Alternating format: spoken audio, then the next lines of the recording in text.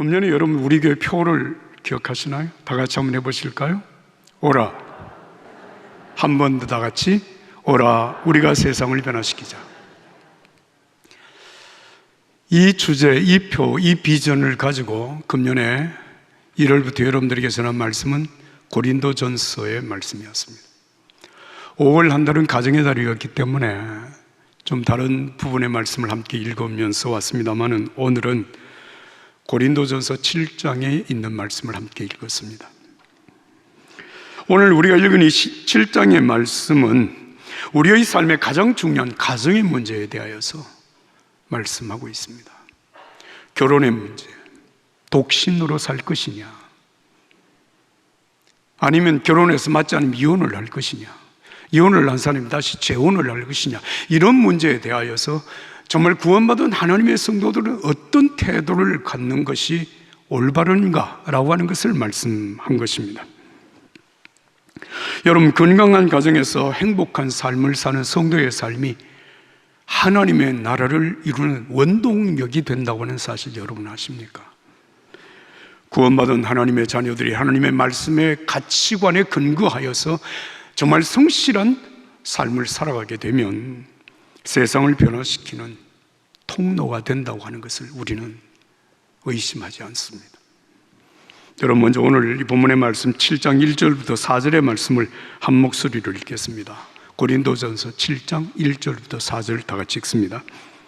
너희가 쓴 문제에 대하여 말하면 남자가 여자를 가까이 아니함이 좋으나 음행을 피하기 위하여 남자마다 자기 아내를 두고 여자마다 자기 남편을 두라. 남편은 자기 아내에 대하여 의무를 다하고 아내도 그 남편에게 그렇게 할지라. 아내는 자기 몸을 주장하지 못하고 오직 그 남편이 하며 남편도 그와 같이 자기 몸을 주장하지 못하고 오직 그 아내가 하나니. 할렐루야. 사실 우리가 성경을 우리말로 번역되어진 성경을 읽습니다만은 이 성경을 이해하는 것이 때로는 참 어렵다고 생각되는 부분들이 있습니다. 성경에 기록된 그 시대의 문화적인 배경을 우리가 다 이해하지 못하기 때문이고, 이렇게 말씀하신 의도가 무엇인가라고 하는 것을 우리가 깊이 알지 못하기 때문에 그렇습니다. 유진 피터슨이 메시지 성경에서 이 본문을 번역한 것이 우리의 이해에 상당히 도움이 됩니다. 왜냐하면 유진 피터슨은 오늘의 우리의 문화, 오늘의 우리의 습관을 바탕으로 해서 그때 말씀을 번역하고 있기 때문에 제가 번역한 내용을 읽어드리겠습니다. 이제 나는 여러분이 내게 편지하면서 던진 질문에 답변하려고 합니다. 첫째, 성관계를 갖는 것이 바람직한 일일까요? 물론입니다. 그러나 결혼이라는 확실한 관계 안에서만 그렇습니다. 남자가 아내를 얻고 여자가 남편을 얻는 것은 좋은 일입니다.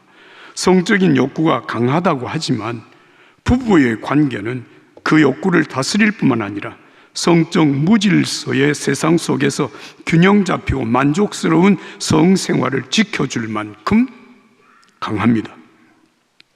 부부의 잠자리는 서로를 위한 잠자리가 되어야 합니다. 남편은 아내를 만족시키기 위해 힘을 쓰고 아내도 남편을 만족시키기 위해 힘써야 합니다. 부부 관계는 자신의 권리를 주장하는 자리가 아닙니다. 부부 관계는 침대 안에서든 침대 밖에서든 상대를 섬기겠다는 결단입니다. 하나님께서 짝을 지어주심으로 부부가 되어진 이 부부의 관계는 모든 인간관계의 시작입니다. 남편이나 아내는 어느 한쪽을 위하는 관계가 아니고 피차 섬김을 통하여서 복종하는 관계입니다.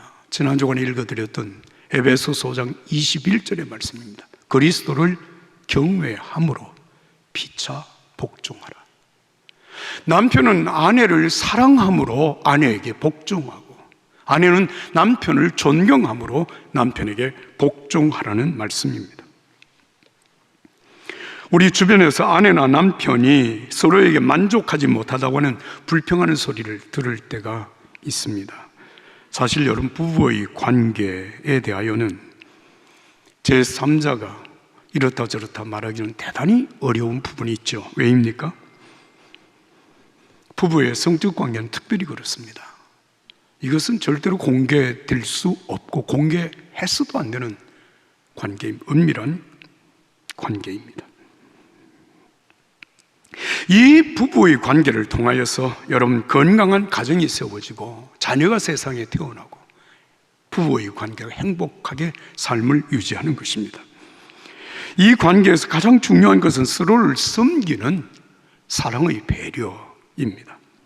7장 3절의 말씀입니다. 남편은 그 아내에 대하여 의무를 다하고 아내도 그 남편에게 그렇게 할지라. 여러분, 부부가 함께 행복하게 산다고 하는 것은 결혼을 했기 때문에, 자녀를 낳았기 때문에, 여러분, 그것만은 아닙니다. 정말 서로에 대하여서 정말 그의 요구가 무엇인지, 그의 필요가 무엇인지 서로를 잘 이해하고 서로에 대하여서 배려할 수 있을 때 여러분, 부부의 관계는, 그 가정은 행복해지는 것입니다.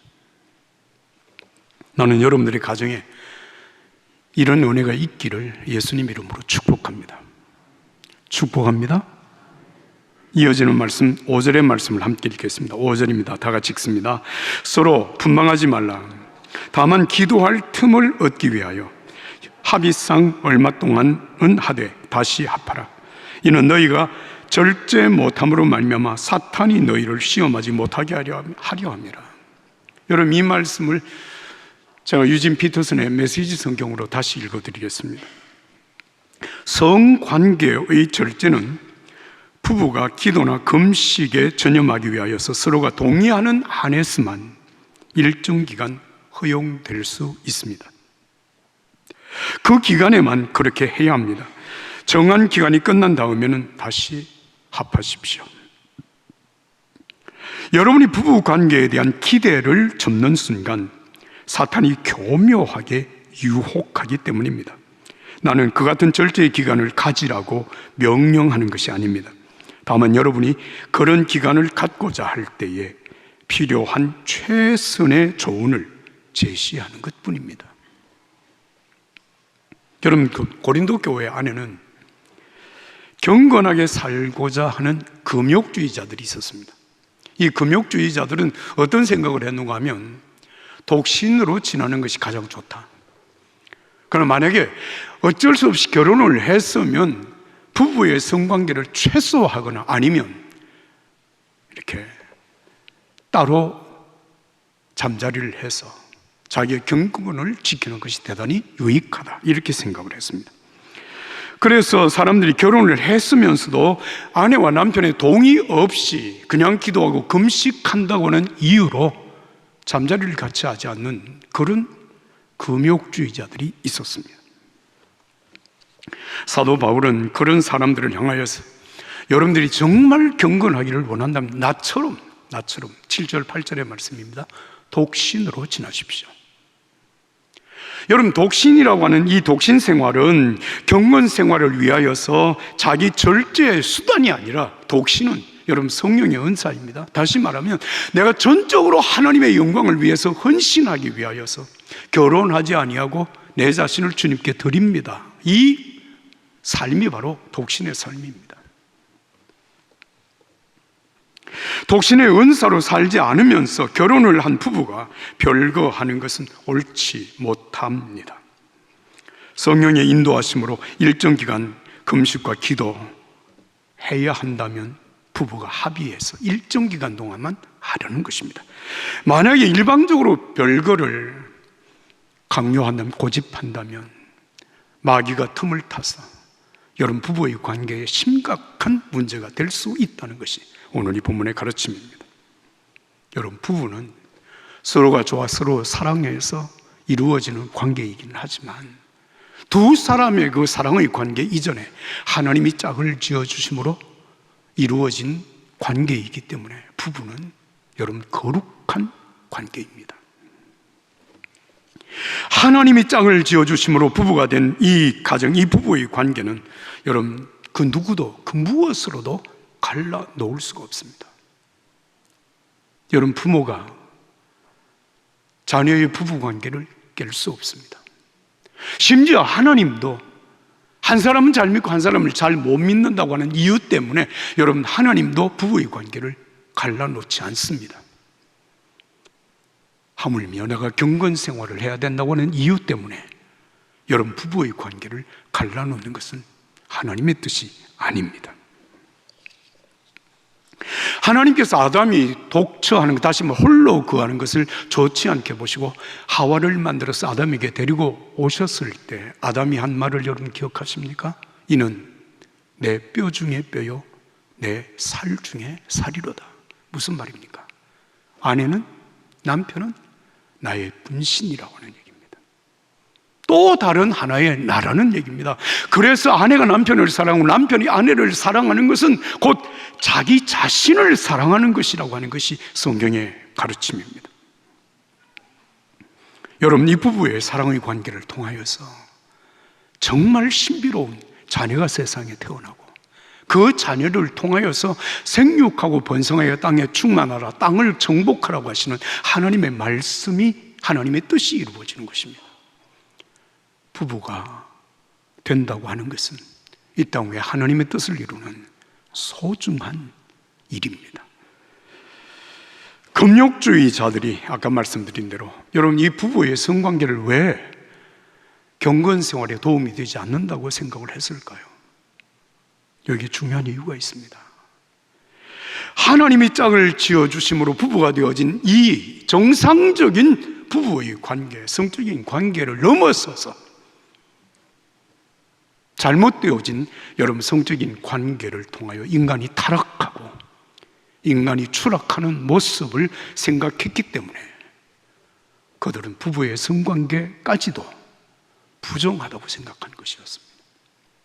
여러분, 부부의 성관계는 부정한 것이 아닙니다. 경건 생활을 여러분 망치는 것이 아닙니다.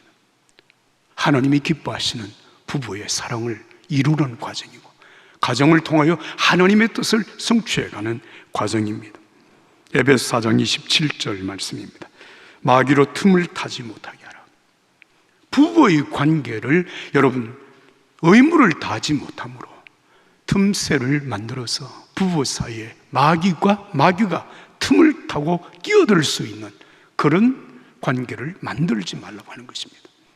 여러분들의 가정에 하나님의 이 은혜가 함께 하기를 예수님의 이름으로 축복합니다. 축복합니다. 끝으로 여러분 고린도전서 7장 14절과 16절의 말씀을 한 목소리로 읽겠습니다. 14절과 16절입니다. 다 같이 읽습니다. 믿지 아니하는 남편이 아내로 말미암아 거룩하게 되고 믿지 아니하는 아내가 남편으로 말미암아 거룩하게 되나니 그렇지 아니하면 너희 자녀도 깨끗하지 못하리라. 그러나 이제 거룩하니라. 아내된 자여, 내가 남편을 구원할런지 어찌 알 수 있으며 남편된 자여, 내가 아내를 구원할런지 어찌 알 수 있으리요. 할렐루야. 여러분, 이 말씀은 결혼한 부부, 여러분 남편, 아내 이 둘 중에 한 사람은 신앙생활을 잘 하는데 한 사람은 구원받지 못한 신앙이 없는 가정이 있을 수 있다고 하는 것을 전제하는 말씀입니다. 한 사람은 하나님의 은혜를 충만히 받아서 정말 믿음 생활에 충실한 사람이 있는가 하면 그렇지 못한 사람이 있을 수 있다는 것입니다. 이런 부부의 관계에 대하여서 여러분 오늘 이 본문은 뭐라고 말씀하시는가 하니 먼저 구원을 받은 사람, 먼저 은혜를 받은 사람은 가정을 위하여서 하나님의 특별한 사명이 있다는 것을 가르칩니다. 나의 헌신과 나의 기도와 나의 사랑을 통하여서 구원받지 못한 아내가 구원을 받고 여러분 경건하지 못한 남편이 경건하여지고 구원받지 못한 자녀들이 구원을 받고 경건하지 못한 부모가 여러분 경건하게 되어질 수 있다는 것입니다. 이것을 가리켜서 성경은 선교사의 사명이라고 말을 합니다. 선교사의 사명입니다. 우리 교회 첫 번째 담임자였던 로버트 하디 선교사를 여러분들이 기억할 것입니다. 1904년 4월부터 우리 교회가 시작이 되어서 그때부터 한 6개월 동안 우리 교회에 주일마다 설교를 담당하셨던 하디 선교사님이 1900년 9월 달에 원산으로 파송을 받습니다. 원산에 가서 교회를 섬기는 선교를 합니다. 그런데 이 선교사님이 선교 활동을 하는데 그 선교 전도의 열매가 흡족하지 못했어요. 거기에는 이 선교사의 마음속에, 그 당시에는 여러분 대한민국이 아니고 조선이었잖아요. 조선 사람들에 대한 약간의 분노가 그 가슴 속에서 떠나지 않았습니다. 나가서 복음을 전하면 이 머리가 좋은 이 조선 사람들이 그 말씀을 잘 받아들여 수긍을 해요. 맞다고 그렇게 응답을 하고, 그러면 이제 선교사님이 다음 주일날, 이번 주일날 꼭 교회를 나오십시오. 그러면 가겠다고 그렇게 해놓고 주일날 아무도 안 오는 거예요. 그래서 선교사님이 매번 나가서 사람들에게 그렇게 전도를 하고 그렇게 약속을 하는데 주일날 되면 아무도 오지 않으니까 이 조선 사람들에 대한 신뢰성이 자꾸 떨어지는 거예요. 약속은 잘하는데 지키지 않는 이 불성실한 사람들에 대하여서 분노의 감정이 더해가는 것입니다. 자, 그런 중에 1903년 8월 달에 원산에서 선교사들이 모여서 여름 수련회를 하게 됩니다. 거기에서 하디 선교사가 3일 동안 하나님의 말씀을 전하는 역할을 감당합니다. 그런데 말씀을 전하는 하디 선교사의 가슴 속에 성령께서 자신을 돌아보게 하는 은혜를 받게 된 것이에요. 자신을 돌아보니까 내가 잘못했구나. 내가 선교사로서 여기에 와서 이 사람들에게 예수의 복음을 전하고 이들이 구원을 받고 하나님의 사람들로 세워지도록 하는 이 사명을 감당하는 선교사로서 내가 그들보다 더 우월하고 우쭐대고 그들을 업신여기고 무시하고 그들에 대해서 분노를 갖는 것은 내가 엄청나게 잘못된 죄를 짓고 있다는 사실을 깨닫게 된 것입니다. 그래서 하나님 앞에 통회합니다. 하나님, 내가 잘못했습니다. 내가 죄인입니다. 정말 이 사람들을 사랑하는 마음이 내게 부족했습니다. 그리고 통회하며 자복하는 이 하디 선교사의 가슴 속에 성령의 불이 임합니다. 그가 전하는 말씀을 듣는 선교사들의 가슴 속에 성령의 역사가 일어납니다. 주일날 교회 가서 교인들 앞에 선교사가 회개하면 내가 잘못되었다고, 내가 죄를 지었다고, 여러분 용서해달라고, 여러분 그렇게 회개하는 그 선교사의 설교를 듣는 교인들이 함께 통회하며 자복하며 회개합니다. 여러분 원산교회 그렇게 해서 부흥이 됩니다. 원산교회가 부흥이 되면서 여러분 이 속초 강릉 지역으로 야디 선교사가 전도하면서 여러분 많은 교회들이 세워집니다. 강릉 중앙교회가 세워지고 여러분 고성교회가 세워지고 양양중앙교회, 양양교회가 세워지고 큰 교회들이 되었습니다. 그리고 철원을 거쳐서 1904년도에는 여러분 여기 종교교회에 와서 설교를 부흥회를 하는데 교회가 크게 부흥이 됩니다. 그리고 1906년도에는 평양으로 올라가서 부흥회를 인도합니다. 사람들이 큰 은혜를 받습니다. 그 은혜 받은 사람들이 1907년도에 소위 말하는 평양 대부흥운동이라고 하는 그 부흥의 역사가 거기에서 이어지게 되는 것이에요. 여러분, 한국교회 부흥이라고 하는 것은 그냥 역사가 길어서 그냥 되어지는 것이 아니라 정말 선교사에 통회하며 자복하는 선교사의 사명을 제대로 감당함으로 말미암아 여러분 오늘의 한국교회가 견고하게 세워지게 되는 것은 하나님의 은혜입니다. 할렐루야입니다. 그렇습니다. 여러분, 내가 먼저 구원을 받았다고, 내가 먼저 은혜를 받았다고 교만하거나 우쭐해하며 사람들을 업신여기고 무시하게 되면 여러분 그 은혜가, 그 믿음이 오히려 사람들에게 걸림돌이 되고 맙니다. 그러나 여러분, 먼저 구원받은 사람이, 먼저 은혜 받은 사람이 나 때문에 사람들이 주께로 돌아오는 통로가 되어진다면 나는 걸림돌이 아니라 디딤돌이 됩니다. 디딤돌이 되는 은혜가 여러분들이 있기를 예수님 이름으로 축복합니다. 축복합니다. 하나님의 사람들은 선교사입니다. 내 가정의 선교사이고 내 직장의 선교사이고 내가 섬기는 대한민국의 선교사입니다. 여러분, 창세기 37장부터 50장까지 우리가 만나는 중요한 한 사람이 있습니다. 그건 누굽니까? 요셉이라고 하는 사람이에요. 애굽의 상인들에게 팔려가서 그가 애굽 땅에 가서 여러분 시위대장, 요즘으로 말할 것 같으면 경호대장이었던 보디발이라고 하는 사람의 집에 노예로 팔려갑니다. 그는 노예로서 그 가정을 섬기게 되는데, 여러분 이 요셉이 얼마나 하나님의 사람으로 하나님을 믿는 믿음이 신실했던지 하나님께서 그와 함께 하심으로 요셉이 하는 모든 일들이 다 형통하게 됩니다. 보디발이 자기 집에 들어온 노예, 요셉이라고 하는 이 노예를 통하여서 집안의 평안이 임하고 집안의 모든 일들이 순조롭게 되어지는 것을 보고 요셉을 가정 총무로 세웁니다. 그 이후로 보디발은 크게 복을 받습니다. 한 사람 요셉 때문에 보디발의 가정 전체가 복을 받죠. 여러분, 후에 그는 애굽의 총리가 됩니다. 여러분, 총리가 되고 난 이후에는 요셉 한 사람 때문에 애굽 전역이 복을 받습니다. 애굽 전 국민이 복을 받습니다. 사랑하는 여러분, 요셉이 그처럼 복의 통로가 된 것은 그 자신의 탁월한 지혜, 탁월한 능력, 남다른 열정도 있었지만 하나님이 그와 함께 하심으로 이루어진 하나님의 은혜였습니다.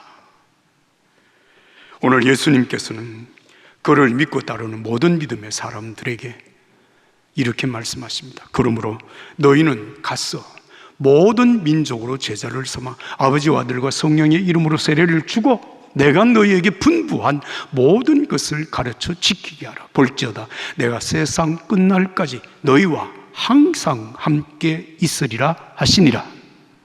아멘. 예수 믿어 구원받은 믿음의 사람들을 세상의 선교사로 파송한다는 겁니다. 너로 말미암아 사람들이 구원을 받고 너로 말미암아 그 사람들이 하나님의 사람으로 세워지고 복의 통로가 되라고 하시는 말씀이에요. 여러분, 그 주님의 말씀은 오늘도 우리들에게 유효한 주님의 명령입니다. 디모데전서 4장 4절과 5절의 말씀이에요. 하나님께서 지으신 모든 것이 선하매 감사함으로 받으면 버릴 것이 없나니 하나님의 말씀과 기도로 거룩하여 짐이니라. 여러분, 혹시 여러분들이 살아오면서 내가 이 여자와 끝까지 살아야 할까? 이 남자와 내가 끝까지 살아야 될까? 그런 생각을 혹 해본 적이 있으십니까? 내가 이 직장을 계속 다녀야 될 것인가 말아야 될 것인가를 여러분 고민하며 생각해 본 적이 있으세요? 내가 저 사람과의 만남을 계속할 것인가 말 것인가, 그 문제를 여러분 고민해 본 적이 있으십니까? 이 문제에 대하여서 하나님 우리에게 말씀하십니다. 하나님께서 우리에게 주신 모든 것은 선하다, 좋은 것이다. 감사함으로 받으면 버릴 것이 없고, 한번 따라서 합시다. 하나님의 말씀과 기도로 거룩하여 짐이니라. 다시 한번 따라서 합니다. 하나님의 말씀과 기도로 거룩하여 짐이니라. 사랑하는 여러분, 정말 우리의 가정에 하나님이 나를 선교사로 파송하셨습니다. 너 때문에 아내가 구원을 받고, 너 때문에 남편이 경건하게 되어지고, 너 때문에 자녀들이 예수 잘 믿고 복을 받고, 너 때문에 부모가 복을 받고 구원을 받는 역사가 이루어지게 하는 선교사라고 하는 것입니다. 가정의 선교사로, 내 직장의 선교사로, 이 나라의 선교사로 우리를 파송하신 주님을 여러분들 잊지 마십시오. 나 때문에 내 가정이, 내가 일하는 일터가, 내가 속한 대한민국이 주께로 돌아오며 복을 받는 아름다운 선교사의 사명을 여러분 감당하실 수 있기를 예수님 이름으로 축복합니다. 축복합니다.